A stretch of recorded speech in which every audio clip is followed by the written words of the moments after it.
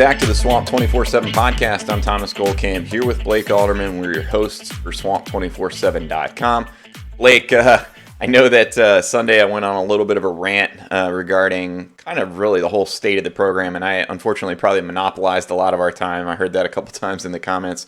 So really what I want to do is touch on an area that we haven't talked about a whole lot in recent weeks with the start of the season.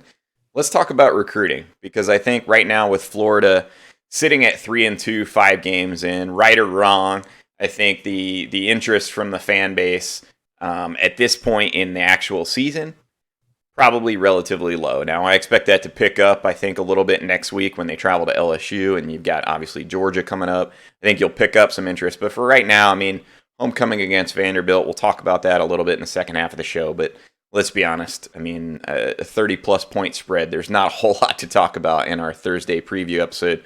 One of the reasons we didn't shoot Tuesday, it just felt like there wasn't going to be a whole lot of new stuff necessarily to talk about. So let's talk about recruiting, because that is one area that a lot of fans have focused on as probably, in my opinion, an obvious area that Dan Mullen can potentially take another step, make life a little bit easier at Florida. And Florida has done a good job on the recruiting trail to start the month of October, which is something I know you talked about last week on our show, talking about how October, Florida had several potential prospects in the mix to make their decisions. Blake, the first one went last night. Can you go ahead and fill us in on who that was, where he ended up committing, and what kind of player whichever school was getting him or got him is getting? Yeah, Thomas, Florida landed a commitment on Wednesday night from four-star defensive lineman Jamari Lyons. He's from Vieira High School there in the Melbourne area. I think he's really he's probably not a day one type of guy. I think he's one that, has the length, 6'4", 295 pounds. He's got good size, but you need to continue to add some muscle mass on him, some size on him there. He's a guy that Florida's coaching staff has sort of compared in the role of Zachary Carter. One that if you add some size, you can move him inside. You can use that athleticism and some speed off the edge to kind of move him around for the different fronts, how they like to use their defensive linemen. But Jamari, for being a relatively interior type of guy and seen as an interior type of guy, I mean, he's got 30-something plus sacks from his entire high school football career. I think he's got something around 8 this year alone through 5 games. So he's normally when you see those defensive linemen, they don't really put up those kind of numbers. So I think that's a testament to his athleticism. He moves really well. Again, just continue to add that size to keep the physicality up for him. That's something that he's even mentioned to Andrew Ivins whenever they spoke before his commitment. One of the reasons for, picking Florida was Nick Savage in that weight program, being able to add the weight on there. Jamari's been able to get to be really good friends with Javon Dexter at Florida. He's seen the transformation that Dexter, who already came in looking like a grown man, but has continued to fill out more. He's seen that transformation that Dexter's gone through. Really likes the coaching pedigree of David Turner, who's coached a lot of big time guys over his, coaching career already. So I think that, Nick Savage, David Turner, along with being close to family, he's mentioned that his grandparents are getting up there in age. It gives them a chance to come see him play. He's very close to his mother. He actually picked the October 6th commitment day because it is his mother's birthday. This is a guy that I think has been seen as a lean to Florida probably really since June, but probably could even make a case before that. I mean, this is a guy that not a lot of people were surprised when he picked Florida over South Carolina. But, he really wanted to stick to that date because it's his mother's birthday. That's something that he's really stuck to his guns to about for, the better part of, I think even since the 2020 season that's been his ideal, timeline for a decision. But a really good pickup for Florida. They always need help in the defensive line, continue to add those younger type of guys. They had to go through the transfer portal heading into this season to add some of that size in there. So it's good to have a guy that's coming in as a freshman that you need to add that size to. And I think, in a couple of years, maybe a year, maybe 2 years, he's a guy that's going to easily crack the rotation. Blake, I know that fans have talked a lot about recruiting, especially in terms of the assistant coaches and kind of who's pulling their weight and whatnot. Correct me if I'm wrong, but this seems like a guy that David Turner was very heavily involved with. Been recruiting him since a freshman. I know it was a little bit harder because you have to, there's some ways around it that you can't really pick up the phone and call a kid until he's a junior. But he's been coming to camps. He's been coming to games since his freshman year. He's been calling David Turner since his freshman year. So, I mean, this is a long-standing relationship the two have had. My impression is that David Turner's done a pretty good job on the recruiting trail at this point. Definitely. There's some guys that Florida was looking really great with, maybe earlier in the year back in June, like Walter Nolan, Chris McClellan, who are kind of trending away a little bit right now. But Florida still got a lot of guys on the board right now that are, I think maybe don't have the star power that fans sit there and ooh and ah, but they have the stats and they've got the tape that really show that, this is a 3-star that can really play at a high level. Guys like Isaiah Hastings, who I really love his tape from his senior year that he's put out so far. He's a guy that came and plays this year in Clearwater, the Clearwater area. He's from Canada originally, and he's really turned a lot of heads this year. Jordan Phillips, a kid that's committed to Tennessee. I'll be seeing him Monday night. They play West Orange High School, so I'll be attending that game on Monday. He's another guy that's got a lot of sacks to his name right now. Committed to Tennessee. He's been to 2 Florida games for home games so far this year, so that's looking like a guy that Florida's definitely in the mix for right there. So, while some of these guys are trending away, Nigel Kelly is another guy that'll be on campus this weekend at Florida down from the Fort Lauderdale Dillard area. He'll get his chance to see his first game. Should actually be spending the entire weekend on an unofficial visit, but he's staying for, it's not like he's coming up for the game and heading out right after. So, there's some guys that Florida's still in it for on the defensive line, position, from the interior guys at D tackle to the guys that are really more of the edge guys at D end. Yeah, and I think that's, an obvious spot that Florida has needed to shore up. Early in Dan Mullen's tenure, we talked about it on this podcast quite a bit. Florida probably didn't do a great job recruiting interior linemen. Those 2018, 2019 classes, you didn't have enough of these kind of big body types like a Jamari Lyons, and you're seeing the product of that now where Florida really had to dip into the transfer portal. I think you're starting to see in these last 2 classes, you mentioned Jervon Dexter being a guy that's really started to come along. You'd hope to see more out of guys like Jalen Lee, Jalen Humphreys, Lamar Goods. I know Christopher Thomas is a freshman that came in. He's hurt a little bit right now. But Desmond Watson also contributing. It seems like David Turner is kind of getting this position group to the point where you're going to start to have that kind of class balance year by year. And obviously, Jamari Lyons is a big addition. Like you said, they've been on him for a long, long time. Blake, we talked about the month of October being a big month potentially for Florida. Let's talk about some of these other guys. I've got 4 to 5 names on my list that I'm looking at of guys potentially making October decisions that Florida is either in the mix for or maybe even in the driver's seat for. Can you walk me through the next decision maybe? Tight end Jaleel Skinner. I know he's a guy that had visited Florida quite a bit in the offseason. At one point it looked like Florida State. Now it seems a little bit less like that. My impression or my understanding is he's got about 6 schools and he's set to make a decision pretty soon here. Yeah, on Friday, and I'll pull the time up right now for when he's making his decision. It'll be Friday at oh, cool, it's not on there. It's sometime during the middle part of the day, later part of the evening on Friday. But you have to be on swamp247.com all day, refreshing continuously. So you should wake up at 8 a.m. and just hit F5 all day. But he's making his decision from about 6 schools, like you said, Florida being one of them, Alabama, Texas, Miami, Clemson, and Florida State are some of those schools in the mix for him. I think once we're hitting the stretch there, he did visit Florida for the Alabama game. He was in town for that game. He took an official visit back in June. He even visited last year before the recruiting dead period hit right there in March for one of their big junior days that they had. So he's had a couple visits to Florida. Florida was actually his outright leader that he pointed to back in the summer. Or excuse me, I think it was more towards the spring part of last year where he was pointing Florida as his outright leader. Not the case anymore. He really doesn't have an outright leader heading that decision. Florida State, like you said, was kind of the team on the trend there. It seems like he's kind of cooled on the Seminoles with their, rough start to the season. Exactly. So with their rough start to the season, it seems like things have cooled there. I think at this point, Alabama is where I'm leaning. That's where I have my 24/7 sports crystal ball. I moved it off of Florida State and previously had moved it off of Florida. So I've kind of played musical chairs there with the crystal ball there for a while. And that's kind of what this recruitment has been. It's been kind of a musical chairs type of recruitment.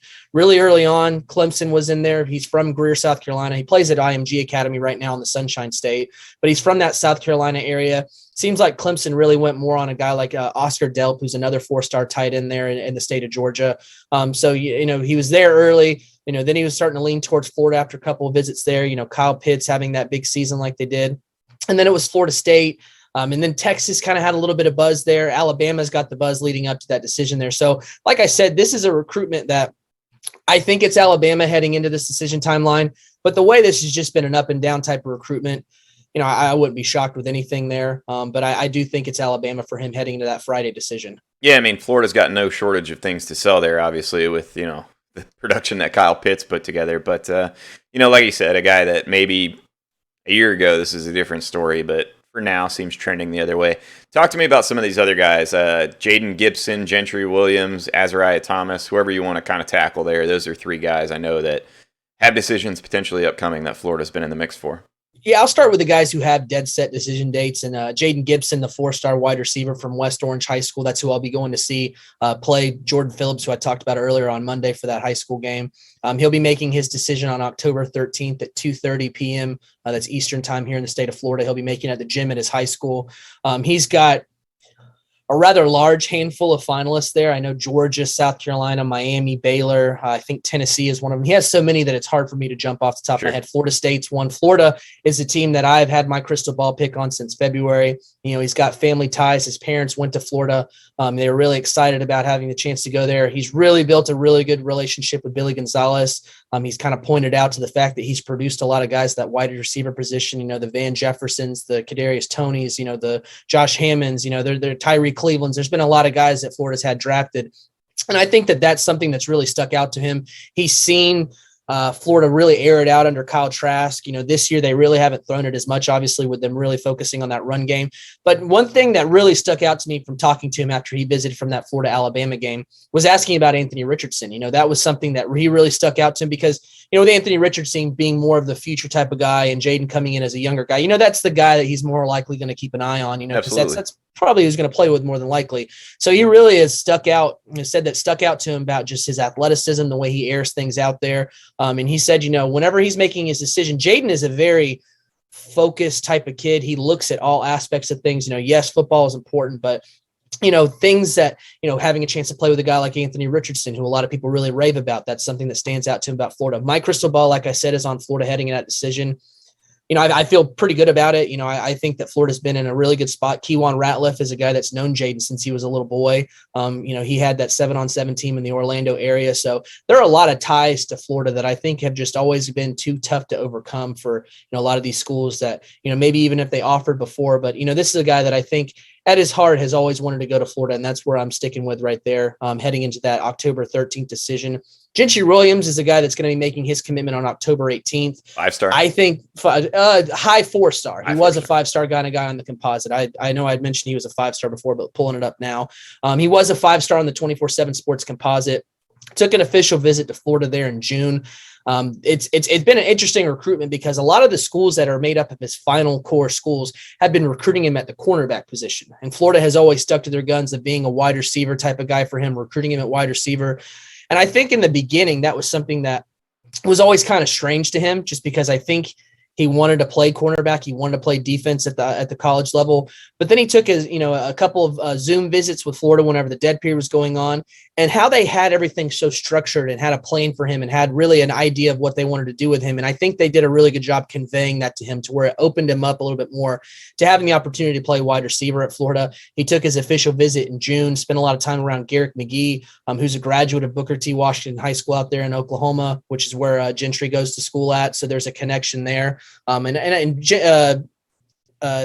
Coach Garrick McGee has really got a lot of ties there in that area, and a lot of families really like him. That Tulsa area, a lot of guys and families really like him out there. And, you know, talking to him on his official visit, the Florida staff said, you know, yeah, we think you're a wide receiver, but, you know, Coach Mullen was telling him that, you know, I don't predict the future. You know, I don't know how things are going to go. If you come here and you start out at wide receiver and it's really not something you're feeling, or it's not something that you're thriving at, you know, we'll throw you at cornerback. You know, we're recruiting you as an athlete. So, you know, I think that Florida made a good impression with him early on. I think the farther on this recruitment has gone, Oklahoma has always been seen as a team to beat. He's just coming off an official visit there in the fall. They've got a run of crystal ball predictions in there. So I think the Sooners, being the in-state team, you know, getting him on campus there for that official visit, heading into that October 18th decision, I think it's Oklahoma for him. Then he mentioned Azariah Thomas, a 4-star defensive back from up there in the Niceville area in the Panhandle. He's the one guy out of all these other ones that I mentioned that doesn't have a set decision date. So, I mean, he could very well take it past October. You know, him not really committing to a certain date really kind of makes this kind of open for him. Talking to him after he visited Florida for the Alabama game, he mentioned, you know, maybe late to September decision, early October decision timeline. You know, we're starting to hit that midway, starting to get closer to the midway point of October. He doesn't have a date yet. I think it's between Florida and Georgia Tech for him. I think that Florida is a school that, he has a lot of ties to the coaching staff. He really likes their program, the way they attack, the position at cornerback. Where they want him to play. And Georgia Tech has both of his brothers there. And I think that there's that family connection there that's kept them alive in this recruitment. He's taken a couple of visits to Georgia Tech. LSU is the other finalist, but I feel like they have faded quite a bit since having a really successful June official visit. And LSU is kind of one of those other teams that they've lost some games. There's been some talks around Ed Georgia. Might have coaching turnover. So there's, I think, a little bit of uncertainty there that has caused them to sort of fade in this recruitment. But no set decision date, but I wouldn't be shocked if he had a decision sometime in October, because that's what he said. It could be sometime in October. But again, with no set date, it's hard to really pin down, this is a dead set thing. Because this is the guy that said he could have been committed to the end of July. Then it was going to be the end of August. And then it was going to be the end of September. So he's not been afraid to move things out farther if he needs to take some time to think about things more. My crystal ball prediction is on Florida, and I think they're the front runner heading into it, if he does make a decision this month or he doesn't. All right, Blake. Well, before we wrap up recruiting, I got to ask you, you talked about October being a big month for Florida. They land 4-star Jamari Lyons, obviously a big addition. Knowing what you just talked about with some of these other guys, where's your kind of confidence level in Florida recruiting right now as far as where they are and where they need to be? I think if you land Jaleel Thomas, I think that's a guy that's that's a priority guy for Florida. You landed Jaden Gibson, that's another priority guy for Florida. Jamari Lyons was another priority guy for Florida. So, while they aren't the 5-star type of guys that Florida fans want, but these are priority guys that the coaching staff went out and wanted. High on their board. High on their board out there. They really want these guys. They've been recruiting these guys, if not from a freshman like Jamari Lyons to, the greater part of last year. Jules Montanard, Florida's cornerbacks coach, it was maybe a couple weeks after he was hired, he was the one who extended an offer to Thomas. So, these are guys that are priority top of the board type of targets for Florida. So, it probably won't move the class ranking up, tremendously up into the top 5 where a lot of Florida fans want that recruiting class to be. But these are top tier guys that Florida staff went out and evaluated, wanted, and took their greatest shot at. So, those are the guys that the coaching staff really wants to land. And I think fans have really started to, that really follow recruiting, really know that these guys are top tier guys for Florida. So I think there's going to be some excitement if Florida does, get a guy like Gibson or a guy like Thomas, like I expect. All right, man. Well, I appreciate the recruiting update. Let's go ahead and take a quick break. And when we come back on the other side, we will break down whatever there is to break down from Florida versus a very bad Vanderbilt team. So right on the other side of this commercial break. Welcome back to the Swamp 24/7 podcast. I'm Thomas Goldkamp here with Blake Alderman. Blake, I really don't want to try to get into a whole lot of specifics on Vanderbilt. A lot of times we'll spend some time on the podcast breaking down matchups. I'll go back and rewatch, a team's previous games to kind of see, the guys you got to circle, that kind of thing. So you watched a ton of Vanderbilt this week. Yeah, I've watched exactly 0 seconds of Vanderbilt football. And I'll be honest with you, maybe I should have. Maybe that's me doing a bad job. Man, disappointed. Fans after last week, I think I captioned our video, Kentucky a trap game? Nah, not really. So it's probably not a great sign that I'm not taking Vandy seriously, but if you're into superstitions and all that. But anyway, Blake, Florida's like a 30-something point favorite in this game. 39. Frankly, this should not be a game. This game is all about Florida, I guess, is really the moral of this story. Coming off a loss to Kentucky, I think, I don't know exactly where this team heads. I'm not sure that we find that out this week. So I guess, Blake, let me ask you this. Is there anything that you can take away from a game against Vanderbilt? And if so, what is it? Kind of what do you want to see? You just got to beat the piss out of them. I think that's what, sorry guys, if I hurt your feelings to say that. I like it. I think at this point, that loss to Kentucky has put a bad taste in a lot of these Florida players' mouth, coming in there for that, those senior guys that came back, the Stuart Reeses, the Jeremiah Moons, the Zachary Carters, those kind of guys really want to make a run at that playoff, kind of get over the hump that Florida hasn't been able to do. And, seeing Dan Mullen watching his press conference with the media earlier this week, he was fielded some tough questions, and you could see he was pretty pissed. He had a look on his face to where he would have rather been anywhere other than in that room with you guys. So I think that sort of questions creeping in of, where's the trajectory of the program, where are things at, as they hit the ceiling, is there the floor, all those kind of questions I think are really going to kind of pour out of the coaching staff and the team this week. And I think that they come out angry and they want to come out and just beat up on the nerdiest, smallest guy in school. And that's Vanderbilt this week. Yeah. And I think that'll happen. I don't sense from this program, from these players, that they're in any danger of No, not at all. And I'm not saying that either, but I just think and I'm not saying you were. It's kind of like just taking out all that frustration from that Kentucky loss on, like I said, the nerdiest, smallest guy in school. Yeah, and I think that has to happen. It's so weird because, I mean, really the margin for error in the SEC is so small, and I think last week's game goes to show that. I mean, you come off that Alabama game, you're down 21-3, you manage to basically come all the way back, have a shot to tie it with a 2-point conversion. I mean, it just felt like Florida was on such a good track momentum-wise. You come out and you beat Tennessee very, very soundly, even in a game that, wasn't perfectly executed or anything like that, but then you just have such a setback, and all of a sudden, it's like that narrative went from like Florida's ready to take the next step, like they're inching closer to that, getting over the Alabama hump, and then all of a sudden it's like, whoa, man, we've lost to Kentucky twice in 4 years. We're 3-2. The SEC East, for the most part, looks like an absolute long shot. But on the flip side, like I'm not going to be surprised if Florida shows up and takes care of business at LSU and then has a really good game plan against Georgia, and all of a sudden it looks very different 3 weeks from now. I think kind of trying to put where this program is, where this team is, and where it's headed going forward, I guess the bigger picture context in a lot of ways is kind of twofold for me. One is the defensive improvement that we've seen sustainable under Todd Grantham, because obviously that was a huge part of last year's question, right? And I think one of the things that the Kentucky loss kind of overshadowed in some ways is I think Florida's defense has actually been really good this year. And they obviously were not very good early on. And, you kind of saw that in the first 2 games, a little bit sloppy, missed tackles against Alabama, same thing. I really think the last 2 weeks, and granted, Tennessee and Kentucky probably aren't the best barometers, but they've been pretty good, man. So can that continue to happen? Can those guys continue to develop? Because if they do, I think you're looking at a team next year that has a lot of young pieces. Yes, you'll have to replace, a Zach Carter. But silver lining, Ventrell Miller's already out this year, so you're already getting some younger guys in there. I think you're seeing a lot of pieces, especially in the secondary, that can step up. Jervon Dexter's a guy that's stepping up in the middle of that defensive line. I think the defense, potentially, if they can keep building, could be very good. Offensively, I think a lot more people have question marks, and so maybe we'll shift to kind of this discussion about the quarterback position, because I think that's mainly where the question marks are. I'm kind of twofold on this argument. I think Emory Jones, the last 3 weeks, has really, really done a good job. Now, I say that doesn't mean that I think long-term he's the guy at quarterback. And I guess where I'm going with that is I think Dan Mullen has kind of gotten a handle on who Emory Jones is as a quarterback, at least for now, and kind of has the framework that he wants to work within with Emory Jones. And for Emory Jones to continue to push out of that framework, he's going to have to show significant improvement.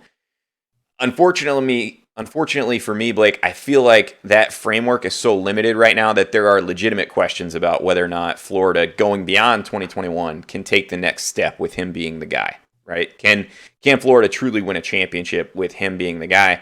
And that's where I think, especially in this game against Vanderbilt, if you're Dan Mullen, if you believe Emory Jones can be the guy, I need to see him start to do some things with his arm that we haven't seen yet, right? And I think Florida kind of tried to do that when they were, I guess, sussing out, who Emory Jones was in the first 2 weeks. And we saw a lot of those turnovers, those, mistakes in decision-making.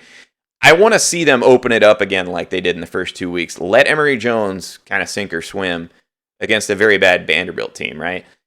I want to see them throw it all over the place, man. Like, I want to see what he can handle. And I want to see Anthony Richardson continue to get more reps and kind of let that play out against a Vanderbilt. Work on your passing game more so than anything, because you'll be able to run all over Vanderbilt. Am I unfair in thinking that quarterback is kind of a big part of setting the future of the program, and that really, in my opinion, starts this week with Vanderbilt?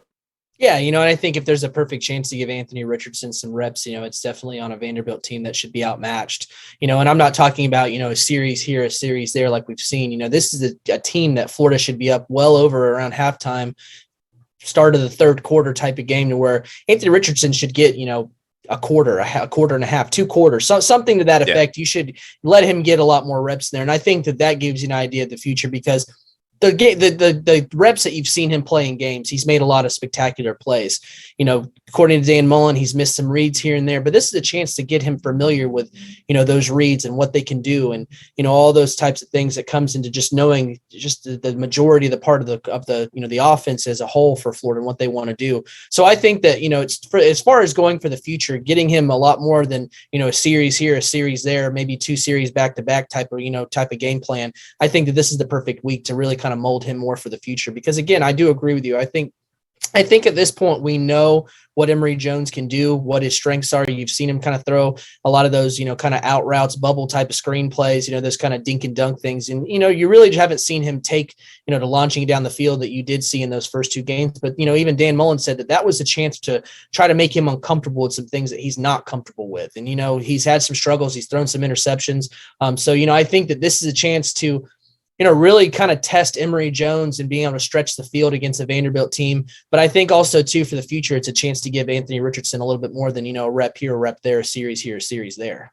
And my thinking is, I think, look, we said weeks ago, even before the Alabama game, Florida's going to need both of these guys the whole season. I still believe that. Like, I don't think you're just suddenly handing the reins to Anthony Richardson and he's your guy. He starts the Georgia game, anything like that. I don't see that. No, but getting him some of those reps gets him more comfortable when it comes time to play Georgia. Absolutely. And I guess my thinking is, like, you got to start working on it sometime. And how is an Anthony Richardson going to be ready if you wanted to turn it over to him for an LSU game, a Georgia game, if you don't start to get him involved against teams that he should be overmatched with? And look, if you go in and you make mistakes against a Vanderbilt team, better to have them show up there than in one of these big games, because you can go in and say, hey, okay, now we have a better idea kind of what you're bringing to the table. And I'll even go back to, like, when Emory was a backup, there were times where I felt like, I wish that they would have worked Emory a little bit more as a passer. Maybe you would have had a little bit better idea of what he needed to work on. And I worry a little bit that that's the same track we may see with Anthony Richardson. And again, far be it from me to question anything when it comes to Dan Mullen in terms of how he handles quarterbacks. But I think that if you're talking about, and again, this is where it's different from, like, fans and what they kind of expect to see or want to see as far as trajectory of the program versus what Dan Mullen's seeing. And I always tell people this, like, coaches very much, they're singular in their focus during a season, and that is to win the next game, to put together a game plan that's going to win the next game. And if they feel like they can involve Anthony Richardson and do that, then they will. If they aren't as sure, then they're not going to, they don't take the same mindset as kind of the way fans view it of, like, let's build for the future. There's not really anything to play for this season. It's just not the way coaches operate. So I guess I guess what I'm saying is I'd like to see a better balance struck between kind of those 2 quarterbacks, getting them ready. I guess, Blake, if there's anything else in this Vanderbilt game that I want to see coming out of it in terms of this 2021 team, this Florida team, and I guess, for lack of better terminology, being able to salvage the 2021 season and not allow it to spiral out of control on you, Florida's got to stay healthy on the O-line. Like, that has to happen. That's to me the biggest potential disaster for this 2021 team, where things could go south quickly. You've had 4 starters now on the O-line leave games at various points. So far, they all look like minor injuries, but if those dominoes start to fall, that's where you get concerned. So you can't afford to lose anybody up front against Vandy. I agree. You've seen it there. There's been some guys that have come in, like a Michael Tarquin, who stepped in and he's made really good, use of his time. You've got a guy like Richie Leonard, who I think has been fine, but he hasn't been the same as, throwing Kingsley in there. So there is some drop off there. So getting those guys on the mend, I think is really good for Florida, even from, getting some of those backup types of guys, more game reps there so that you can throw them in the fire if something does happen. But, getting healthy is definitely priority 1 for them on that O-line. All right, guys. Well, that's going to do it for today's episode of the podcast. We're going to cut it a little bit shorter. I don't have a whole lot to say against Vanderbilt. I hope you guys aren't too disappointed. Like I said, I'm not sure that this is a week really for Florida where you do much other than, like Blake said, come out, hopefully beat the snot out of this team and get guys just, shaking that feeling from last week, heading into Baton Rouge the following week, where you feel like you've got some confidence. Again, hopefully you can stay healthy. Hopefully you can work Anthony Richardson a little bit more. But I think at this point, for Florida, it's all about regrouping. It's about putting a win down in the win column, and then getting ready for what's going to be a very interesting next 2 games beyond that, on the road in Baton Rouge against an LSU team that's got plenty of its own issues. Again, I think from a narrative standpoint, that's not a game you really want to lose, because if you lose to a program that's also in turmoil, all of a sudden that potential for this season to really go off the rails comes into play. And so, I don't know that we're going to learn anything about Florida this week, but I think as far as what you'd like to see if you're a fan, I think probably most people agree you want to see a little bit more Anthony Richardson. So anyway, guys, that'll do it for today's episode of the Swamp 24/7 podcast. We may very well dial it back to 2 episodes per week. I'm not sure the best way to communicate that with you, so I'll talk to Blake about that, whether we put it out via tweet, whether or not we're doing that Tuesday episode. But, with some of the big picture goals off the table, sometimes there's not as much to talk about. So anyway, that'll do it. We'll definitely be back Sunday with a breakdown of the Vanderbilt game, talking how things went, and hopefully we have a good number of snaps from Anthony Richardson to go over and talk about how he did. But anyway, today, guys, that's it for the Swamp 24/7 podcast. We appreciate you tuning in.